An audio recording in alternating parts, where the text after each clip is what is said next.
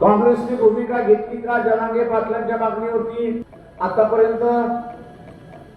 होय की नाही? नाही. एनसीपी शरद पवार यांनी भूमिका घेतली का? भारतीय जनता पक्षाने भूमिका घेतली का? उद्धव ठाकरे यांनी भूमिका घेतली का? घेतली. सांगतो काय भूमिका यांनी भूमिका घेतली की ओबीसी वाल्यानो मोदीकडे जा, मोदीकडून टक्केवारी वाढवून आणा. तुम्ही टक्केवारी वाढवून आलं की मग मराठ्यांना तुमच्यामध्ये घ्या आणि त्यांना आरक्षण देऊ. शरद वसतकार जिल्ह्याचे असणारे अध्यक्ष निलेश जाधव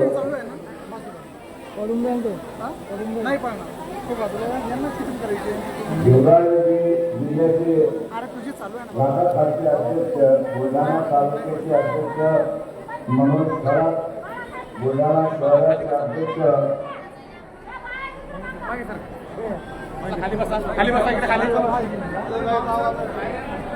बाजूला व्हा.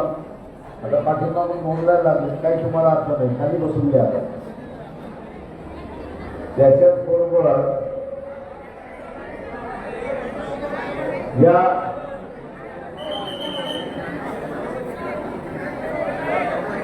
अरे इथे खुर्ची या प्रेसवाल्यांना बसायला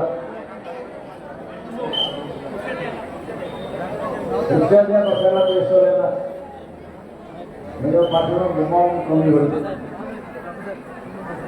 राष्ट्रीय ओबीसी महासंघ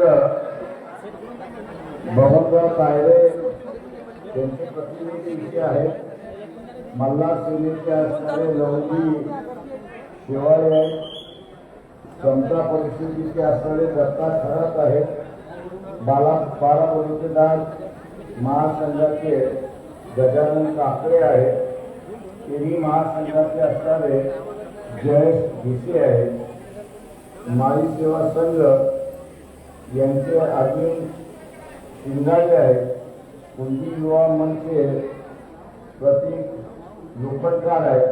बारी समाजाचे असणारे प्रतिनिधी आहेत ॲडव्होकेट प्रमोद कुमारे या आणि आपलं सगळ्यांचं या ठिकाणी मनपूर्वक स्वागत करतो की आपण या यात्रेचं स्वागत केलं आणि जल्लोषामध्ये स्वागत केलं, याबद्दल मी आपला असताना आभारी आहे.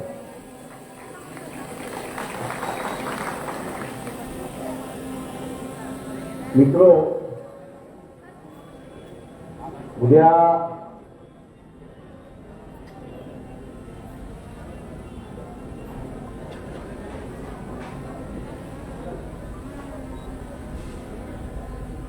ही जी आरक्षण बचाव यात्रा आहे तिथं जाहीर सभेत रूपांतर उद्या होणार आहे आणि त्याच्यानंतर दुसरा कार्यक्रम सुरुवात होईल अशी असणारी परिस्थिती. एक जनजागृतीचा आपण कार्यक्रम केला आणि त्या जनजागृती बरोबरच जो प्रचार केला जात होता किंवा इतिहासाला भीती व्यक्त केल्या जात होती, छगन भुजबळ यांनी असणाऱ्या भीती व्यक्त केली की ओबीसी भयभीत आहे, घाबरलेला आहे, भेदरलेला आहे आणि 77 साली नामांतराची जशी परिस्थिती होती तीच परिस्थिती उद्भवण्याची शक्यता आहे असं त्यांनी त्या ठिकाणी म्हटलं. काही दिवसानंतर शरद पवार यांनी असं बोलले की महाराष्ट्राचा असलेला मणिपूर होतोय की काय. या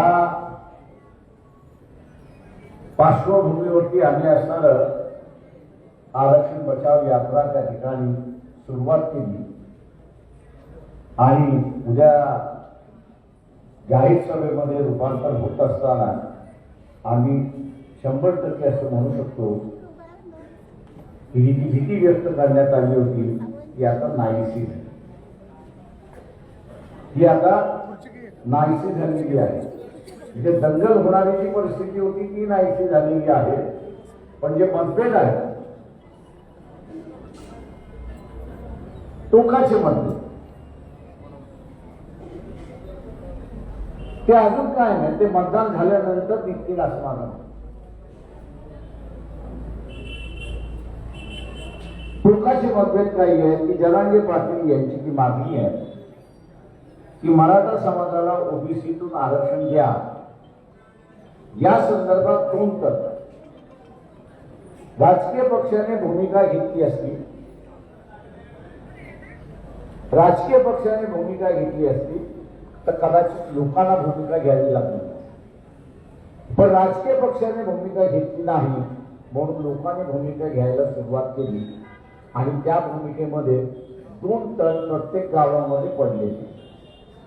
एक तट मराठा समाजाचा आहे की जो जरांगे पाटीलला पाठिंबा देतोय, दुसरा तट ओबीसीचा आहे की जो जरांगे पाटील यांच्या मागणीला पूर्णपणे विरोध करतो.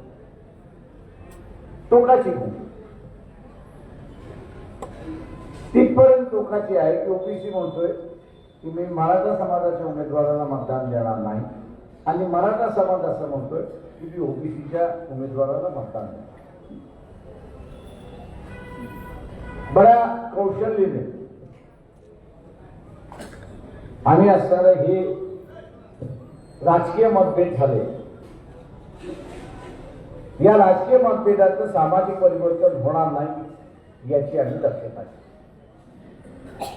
आणि सामाजिक परिवर्तन झालं नाही तर मग द्वेष नाही. हे सामाजिक भांडण व्हावं म्हणून प्रयत्न झाला नाही असं नाही. हे सामाजिक राजकीय भांडण सामाजिक भांडण व्हावं म्हणून प्रयत्न झाला. 2 आमदारांच्या गाड्या जाळण्यात आल्या. आपल्याला नेहमी माहिती आहे की आमदाराच्या घरावरती जरी दगड पडला तरी 1000-2000चा मोर्चा निघतो असताना परिस्थिती. आणि तो 1000-2000चा मोर्चा निघालेला दगड फेक करत असतो, जाळपोळ करत असतो. उद्देश हाच होता या दोन्ही आमदारांच्या गाड्या फोडण्याच्या पाठीमागच्या दंगल घडवण्याचा भाग. बोलतो आम्ही या यात्रेच्या माध्यमातून की राजकीय भांडणात राहिलं पाहिजे, ते सामाजिक भांडण होतात. आणि त्याचा तर्क देताना आम्ही सर्वसामान्य माणसाला विचारत होतो की आरक्षण आपण देणार आहात, आरक्षण आपण देणार आहात का? मी आपल्याला विचार, आरक्षण आपण देणार आहात का? नाही. मग कोण देणार? सरकार देणार. सरकारने दिलेलं आरक्षण घटनेच्या चौकटीमध्ये कायद्यामध्ये आहे की नाही हे तपासतात कोण?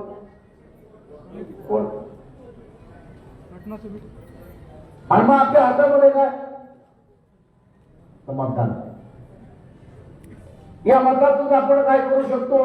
तर आपल्या विचाराचं सरकार. जेव्हा लोकांच्या लक्षात आलं दंगल करून आपण काहीच फायदा होणार नाही, उलट आपलंच नुकसान होईल. एकमेकांचे डोके फोडत राहू, एकमेकांची घरं जाळत राहू, एकमेकांची दुकानं हे करत बसू आणि वातावरण सामाजिक वातावरण बिघाड चालला होता ते थांबलं आणि आता राजकीय. या राजकीय भांडणामध्ये ओबीसीच्या आरक्षणाला धोका आहे का? तर मी म्हणेन 100% धोका. मी असं म्हणेन 100% धोका आहे. सुप्रीम कोर्टामधून आलेल्या एससी एसटीच्या आरक्षणाला धोका आहे का? तर म्हणेन पूर्ण 100% धोका आहे. पूर्ण 100% धोका. आता दक्षता घ्यायची असेल तर ती दक्षता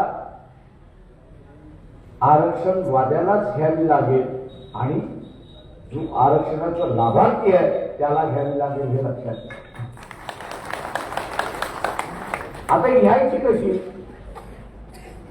तर मतदान करू. तो इलेक्शनच्या अगोदर धोका नाही. पण इलेक्शनच्या नंतर धोका आहे, कारण का पुढचं इलेक्शन 5 वर्षानंतर येईल. तो पण ज्याला सत्तेवरती बसवलंय तो आपल्या विचाराचा नसेल तर सत्यानाश आपला लावलेला, सत्यानाश आपला केल्याशिवाय राहणार नाही हे आपण लक्षात घ्या. गावाची भांडणं झाली की कसं म्हणतो हो ते तुझं सत्यानाश. तसं ज्याला तुम्ही मतदान द्याल, ज्या सत्तेवरती बसवलं आणि तो आपल्या विचाराचा नसेल तर म्हणजे होऊ द्या सत्यानाश यांना, असंच होणार. आणि म्हणून आपल्याला दक्षता बाळगणं हे महत्व. आता आम्ही 100 आमदार का म्हणतो? धोका कुठून होणार आहे? तो विधानसभेतून धोका होणार आहे हे लक्षात. ओबीसीची मागणी आहे की आम्हाला, ओबीसीची मागणी आहे की आम्हाला जनगणना पाहिजे. आहे की नाही मागणी? ओबीसीची मागणी आहे की नाहीये? का जनगणना पाहिजे? तर आम्हाला आमची टक्केवारी समजली पाहिजे. याच मागणीचा उपयोग केला जाईल,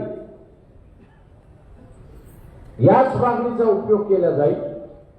विधानसभेमध्ये ठराव मंजूर केला जाईल की ओबीसीची जनगणना घ्यायची, टक्केवारी किती आहे ते बघायचं, आणि टक्केवारी जोपर्यंत येत नाही तोपर्यंत आरक्षणाला स्थगिती द्यायची.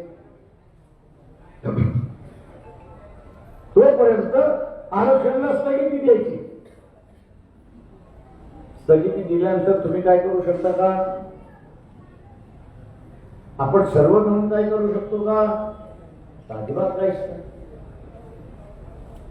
का करू शकत नाही? तर सभागृहातलं असणारं कामकाज हे कोर्टामध्ये बोलवल्या जाऊ शकत नाही, कोर्ट त्याच्यामध्ये हस्तक्षेप करू शकत नाही. आणि मग सभागृहाला जेव्हा वाटेल तेव्हा आपल्याला मिळेल. हे पुन्हा 5 वर्षाची वाट पाहण्याशिवाय दुसरा मार्ग नाही अशी असतात पैसे. पुढच्या 5 वर्षापर्यंत वाट बघायची का आपण? मी या वर्षी आणि या 2 महिन्यानंतर ज्या निवडणुका होणार आहेत त्यामध्ये आपण ठामपणे मानलं पाहिजे की ओबीसी आणि ओबीसीला सपोर्ट करणारा 100 खासदार तिथे गेला, किमान 100 आमदार त्या ठिकाणी गेला पाहिजे. तुम्ही घालू शकता का?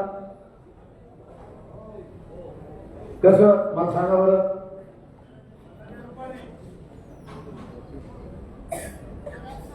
मताच्या रूपाने समजा आपण असं माळी समाजाचा उमेदवार उभा केला, धनगर त्याला मतदान देईल का? हे माधव कोळी त्याला मतदान देईल का? नक्की. माझ्या समाजाचा नाही म्हणून आता काय करू असं तर विचार येणार नाही मला.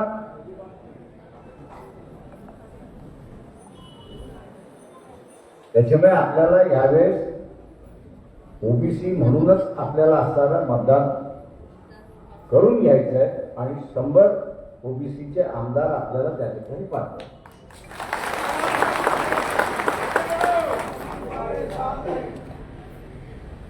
मित्रो,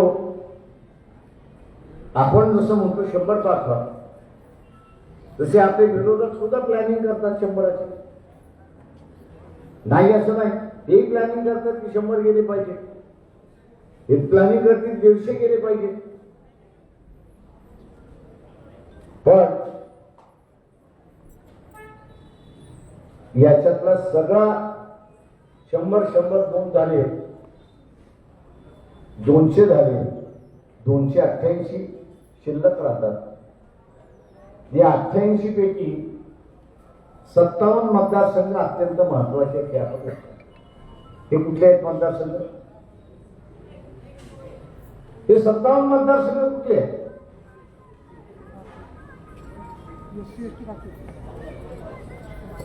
एससी आणि एसटी. एससी आणि एसटी हे जे 2 मतदारसंघ आहेत, हे जे 2 मतदारसंघ आहेत, या मधून निवडून येणारा जो आमदार आहे त्याला ओबीसीच्या आरक्षणाचा फायदा आहे का?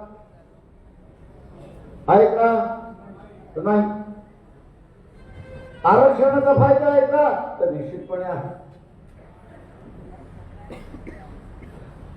आणि त्यामुळे हे 57 आमदार जे आहेत आरक्षित जागेमधले जे 57 आमदार निवडून येणार आहेत ते कोणाच्या मतावरती निवडून आले पाहिजेत? कोणाच्या? ओबीसीच्या मतावरती निवडून आले पाहिजे. ते ओबीसीच्या मतावरती का निवडून आले पाहिजेत? का निवडून आले पाहिजेत?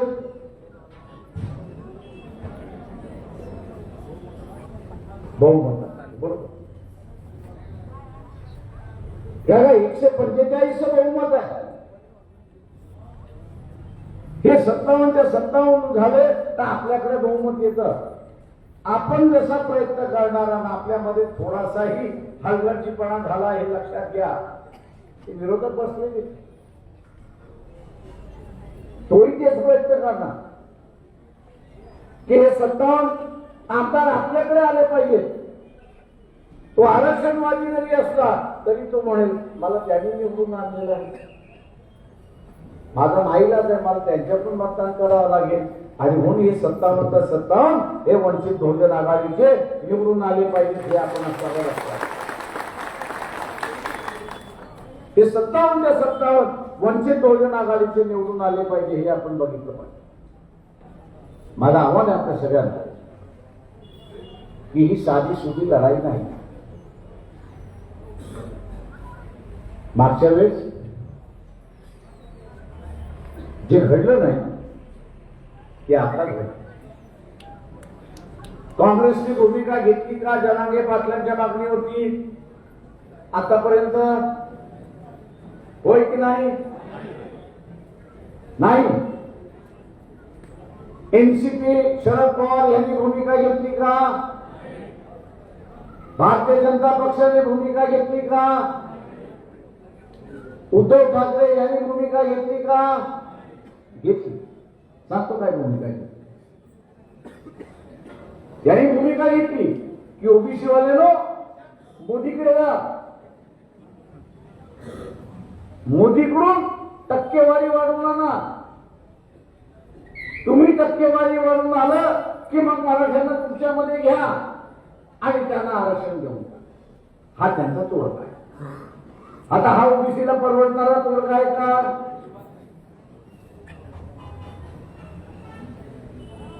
हा तोडगा आपल्याला परवडणार आहे का? त्याच्यामुळे जे पक्ष आपल्या बाजूने भूमिका घेत नाही आणि क्लिअर कट सांगत नाही की आम्ही ओबीसीच्या ताटामध्ये दुसरं तिसरं कोणाला आणणार नाही, हे जोपर्यंत सांगत नाही तोपर्यंत तो आपला पक्ष नाही हे लक्षात घ्या. या निवडणुकीचे अभियान पूर्णपणे म्हणत नाही. या निवडणुकीपुरता ओबीसीचं ताट ओबीसीलाच राहिलं पाहिजे, ओबीसीचं आरक्षण ओबीसीलाच राहिलं पाहिजे. ही भूमिका जो पक्ष घेत नाही, ही भूमिका जो पक्ष घेत नाही तो आपला पक्ष नाही हे आपण खुंगार बांधलं पाहिजे.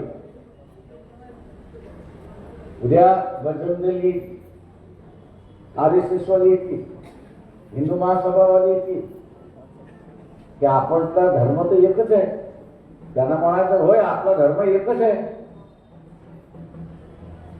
तुम्ही ह्या देवाला मानता मी त्या देवाला मानतो, तुम्ही या संताला मानता मी या संताला मानतो. तेव्हा आपण धर्माला मतदान केलं पाहिजे. त्यांना आपण सांगितलं पाहिजे हात जोडून या इलेक्शन मध्ये पुढच्या इलेक्शन,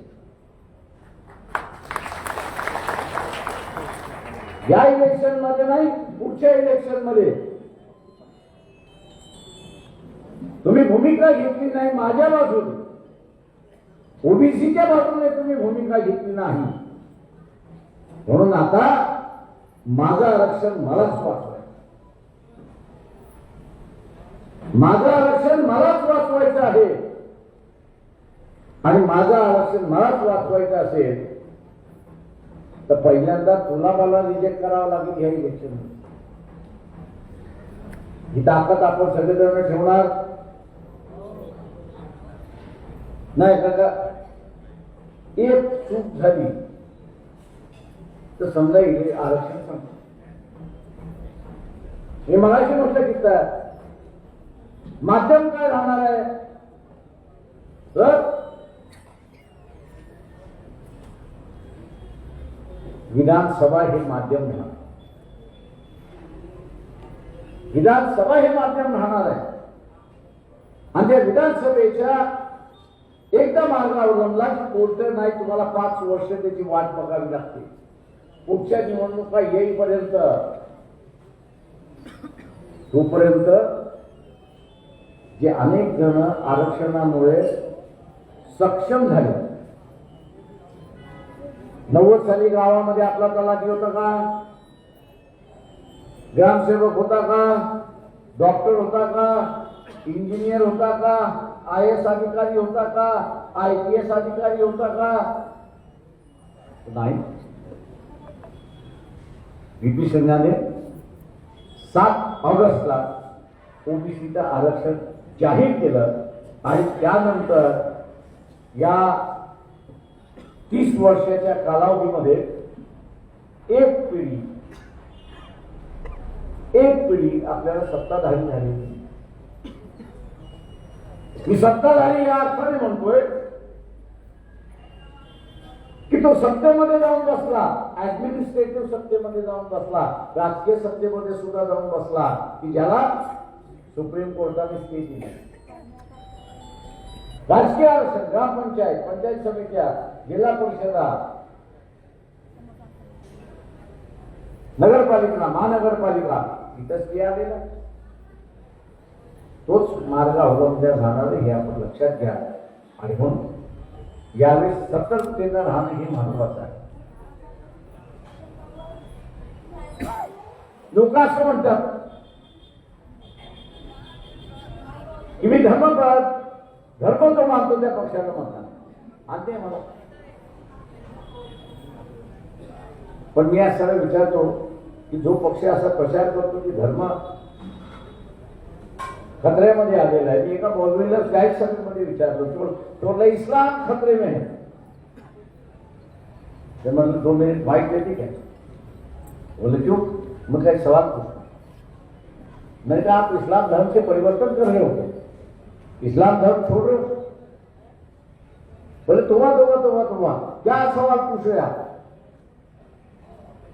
आज बोलते जब आप इस्लाम धर्म आप नहीं छोड़ रहे हो, आप अल्लाह को ही पकड़ के रह रहे हो, तो मेरे का धर्म खतरे में कैसे आ गया? तुम कौन? मैं खतरे में आया हूं, धर्म क्या से खतरे में आ गया? मी तसं तुम्हाला विचारतो की तुमच्या घरातला देवाला तुम्ही काढणार आहात का? तर नाही. वडिलांची असणारी पूजा अर्चा जी करतात ती तुम्ही सोडणार आहात का? तर नाही. जी वडिलांची आलेली परंपरा आहे ती परंपरा आपण चालवणार आहोत. आणि आपण जर चालवणार असू तर त्या मौलवीला विचारलं तसं मी तुम्हाला विचारतो, धर्म खतरे में का से? धर्म खतऱ्यामध्ये आलेलं नाही.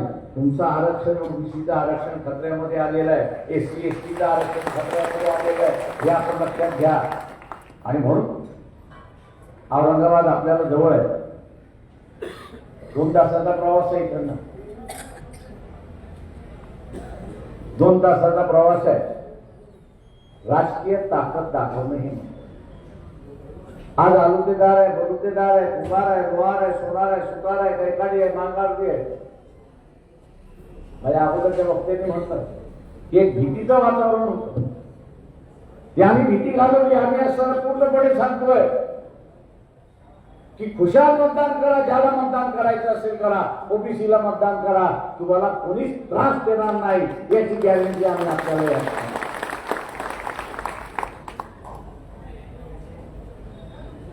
ही पक्ष म्हणून हा गॅरंटी आम्ही देतोय, पण आपण म्हणून सुद्धा गॅरंटी दिली पाहिजे. हिंदीमध्ये एक शब्द आहे भीड. याचा अर्थ माहिती आहे का कोणाला? भीड आपली एक भाषा बोलतात, भीड आपली एक संदेश देतात. भीड म्हणजे जनता, ती आपल्याच पद्धतीने असताना बोलत, तिची एक वेगळीच भाषा. औरंगाबादच्या सभेला ज्या भीतीचं वातावरण आपण म्हणतात, हे आपल्याला निवडायचं असेल तर लाखाच्या वरती औरंगाबादची सभा झाली पाहिजे, हे आपण लक्षात घ्या. ती लाखाची भीड, ती लाखाची भीड आपली भाषा बोले, स्वतःची भाषा बोले, आणि तीच भीड जमलेल्या आणि गावातल्या माणसाला सुरक्षितता देईल. तर ती भीड आपण एकत्र करा हे आवाहन करतो आणि आपली सगळ्यांची रजा घेतो. जय भीम, नमस्कार.